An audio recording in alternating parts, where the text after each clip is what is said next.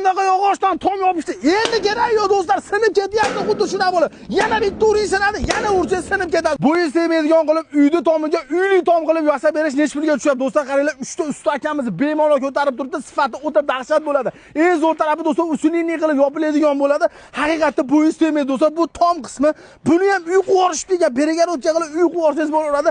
Mansardli tom deyiladi do'stlar. Oldilarini arkali qilib, cho'tki qilib berishyapti ekan. Hozirgi kunda do'stlar, yog'och mahsulotidan ko'ra konteyner mahsulotidan xuddi mashina qilib do'stlar, bazalar, skladlar, sun'iy stadionlar, tomlarni yopib berishyapti. Yaxshi tomoni ertaga do'stlar, agar mabodo uyingizni buzmoqchi bo'lsangiz, bu materialni yana qaytadan ishlatsangiz bo'laveradi.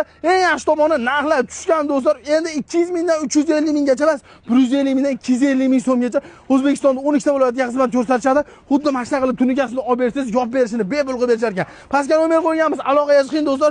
Tomingizni yoptirmoqchi bo'lsangiz do'stlar, pastdagi nomerga aloqaga chiqaverasizlar.